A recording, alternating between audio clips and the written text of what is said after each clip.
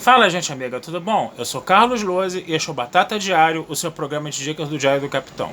E hoje nós vamos falar de cinema, mais especificamente de Jornada nas Estrelas 6, A Terra Desconhecida, que é o último filme onde a gente vê toda a tripulação da Enterprise da série clássica, né, trabalhando juntamente ali, né? A gente ainda vai ver uma participação de Kirk, de Scott e de Chekhov em Generations, né?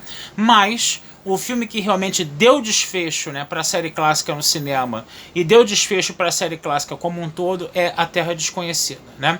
Que é um filme muito interessante, né? Que é um filme que está ali trabalhando uma coisa que está acontecendo na época em que ele está sendo feito, né? Que é o fim da Guerra Fria, né?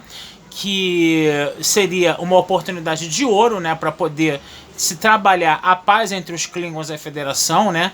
Paz essa que a gente já sabia que tinha acontecido, até porque a gente vê a presença do Worf, né, na ponte, né, da Enterprise D em Nova Geração, né? Então, o fim da Guerra Fria foi a oportunidade perfeita para se trabalhar a paz entre os Klingons e a Federação, né? Isso partiu de uma ideia, né, do Leonard Nimoy, né, que novamente tinha o controle, né, de toda a produção do filme, né, só que ele, como tinha acumulado muitos cargos em Jornada nas Estrelas 4, né, de diretor, de ator, de roteirista, de tudo, né, ele queria dessa vez dividir um pouco mais as tarefas. E aí ele procurou o Nicholas Meyer, né, para ver se o Nicholas Meyer poderia escrever o roteiro juntamente com ele e também, né, assinar a direção, no caso, né? E aí ele conversa com o Nicholas Meyer, eles conseguem definir os parâmetros do roteiro numa caminhada pela praia, né? E aí esse roteiro depois vai ser escrito, no caso, né? E aí o filme vai ser feito, né? Qual vai ser o plot desse filme, né? A gente tem o Sulu como capitão de Excelsior, né? A gente se lembra que o Sulu, ele tinha admirado demais a Excelsior na doca espacial, tanto nos filmes 3 e 4, né? E ele provavelmente deve ter mexido os pauzinhos dele lá para conseguir o posto de capitão de Excelsior, né? E aí, enquanto a Excelsior estava fazendo uma missão, ela testemunha a explosão da Lua Praxis, né? Que era a principal fonte de energia do Império Klingon, sem a qual o Império Klingon não sobreviveria, até porque o Império Klingon tinha altos gastos, né, com seu orçamento militar, né?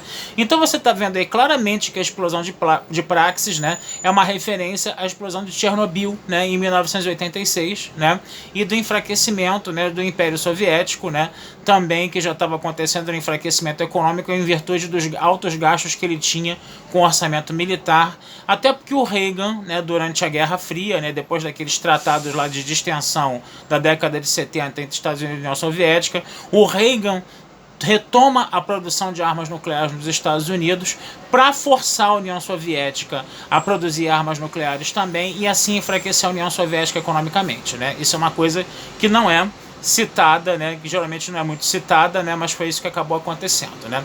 Mas voltando ao filme, então o Spock ele vai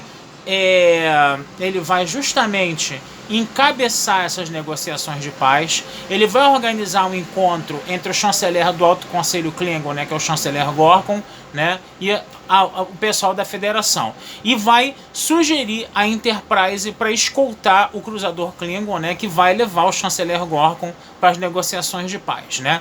Isso sem que o Kirk soubesse, né? Justamente o Kirk, que tinha um ódio mortal pelos Klingons, um preconceito total pelos Klingons, até porque os Klingons assassinaram o filho dele, né? E quando o Kirk pergunta ao Spock, né, por que, né, de ter consultado, vamos dizer assim, o Spock ter feito a sugestão da Enterprise e o Kirk não saber de nada, o Spock responde sarcasticamente com um antigo provérbio vulcano que era: somente Nixon poderia ir à China, né? Então você está vendo aí que a referência total à Guerra Fria aí está acontecendo. Agora, o interessante nisso, o que acontece? É que a gente vai ver aí membros da Federação e membros do Império Klingon trabalhando conjuntamente para sabotar essas negociações de paz. Tanto que é feito um atentado contra o chanceler Gorkon, que vai incriminar a Enterprise. O Kirk e o Dr. McCoy acabam sendo presos, né, nessa brincadeira aí. E aí o filme ele vira todo um jogo de conspirações e de tramas políticas, né, que foram muito bem amarradas, muito bem escritas, né, que vão resultar, né, no desvendamento por parte da tripulação da Enterprise, né, da conspiração e na assinatura do Tratado de Paz entre os Klingons e a Federação, né. Esse filme, ele tem umas curiosidades muito interessantes, né? Uma coisa que a gente pode falar, por exemplo, né, é a presença de alguns atores, né, nesse filme, né, de alguns atores. Por exemplo, o Christopher Plummer, né, que é um ator consagrado, né, um ator que a gente vê aí em outros filmes, né, e é muito legal, eu acho muito bacana para essas franquias, né, de, vamos dizer assim, mais geeks e nerds, você ter essas participações desses atores mais consagrados nelas, né? Inclusive o Christopher Plummer, que já tinha, vamos dizer assim, um contato com William Shatner desde a juventude, no caso, né?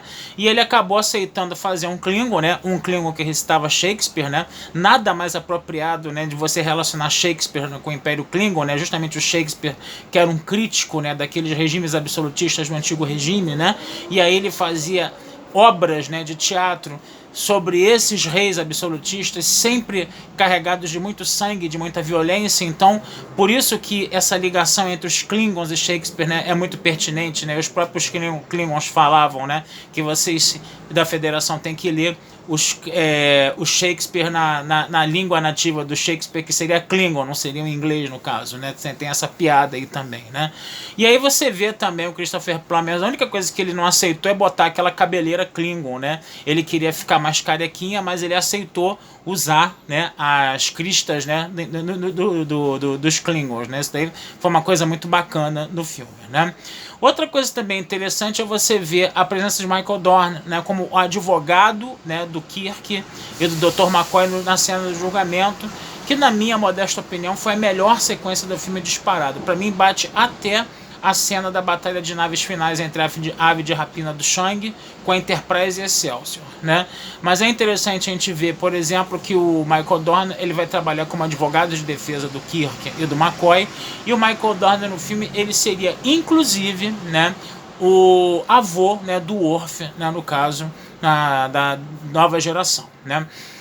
Outra coisa que é interessante também da gente ver, né, é a forma, né, como o Spock também ele sofre, vamos dizer assim, perdas emocionais muito fortes nesse filme. Por quê? Porque ele tinha uma aprendiz, né, que era Valerius, né, que é interpretada pela Kim Cattrall, né, que vai fazer parte da conspiração, e o Spock tinha ela como uma sucessora, e inclusive ele vai, né, fazer um elo mental vulcano nela para arrancar dela o nome dos conspiradores, né? E é uma cena que se assemelha muito a uma cena de tortura, inclusive, né? Uma coisa que é um pouco fora desse universo de Jornada nas Estrelas que fala de tolerância, de respeito às diferenças, né? Foi uma cena relativamente forte, né? E uma coisa também, o Spock tá ali claramente expressando as emoções dele, porque ele estava realmente muito revoltado, ele estava realmente se sentindo muito traído, mas ao mesmo tempo ele podia expressar essas emoções, até porque ele estava fazendo isso na frente de uma tripulação que já era uma amiga dele de longa data, né? Então ele se sentiu ali mais confortável para poder fazer essa, vamos dizer assim, essa expressão forte de emoções, embora essa cena de tortura tenha caído um pouco mal, né? E é interessante até que depois dessa cena de tortura você vê ele lá nos aposentos dele lá meditando, né, se recuperando dessa decepção, e o Kirk vai conversar com ele, né? E ali tem aquela famosa frase que o Spock fala pro Kirk, que é mais ou menos o seguinte: será que a gente já está há tanto tempo nessa estrada? Será que a gente já está há tanto tempo nessa saga da gente que a gente já perdeu até a nossa noção de que somos mais úteis ou não? Foi uma coisa mais ou menos assim, né? E ali essa frase não era só uma frase do Spock para o Kirk, mas também era uma frase do Nimoy para o Shatner, né? E essa foi a impressão de que o Nimoy teve quando ele falou essa frase para o Shatner na gravação do filme, né? E uma outra coisa também que é interessante a gente perceber é o seguinte, que é uma coisa que às vezes as pessoas não percebem muito. Esse foi o primeiro relance que a gente pode ver assim, o relance assim talvez mais antigo, de um começo de uma distopia em Jornada nas Estrelas, né? Jornada nas Estrelas sempre primou por ser uma série altamente utópica, de falar de um futuro da humanidade otimista, de falar de um futuro de inclusão, de um futuro de compreensão, de uma federação que queria promover a paz na galáxia, queria promover o bem-estar entre as pessoas, a tolerância entre as culturas alienígenas, coisa e tal, né? E de repente repente nesse filme a gente começa a ver os primeiros sinais, né, de uma distopia aí. Por que isso? Porque a gente vai ver membros da Federação trabalhando juntamente com membros do Império Klingon para quê? Para derrubar esse tratado de paz. Né? Essa distopia ela vai depois progressivamente, né, atingindo, né, a franquia de Jornada nas Estrelas. Né? A gente vê isso, por exemplo, em Deep Space Nine demais, né? A gênese da seção 31, inclusive, está ali em Deep Space Nine, né? A gente vê isso em Jornada nas Estrelas Insurrection também, né? A gente também vê esse comportamento mais distópico da Federação lá.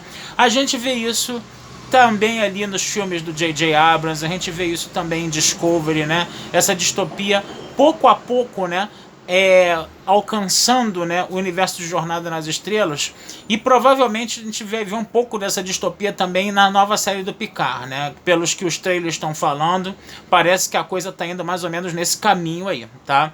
E é interessante a gente perceber que em Jornada nas Estrelas 6 a gente tem o primeiro indício dessa coisa aí, tá?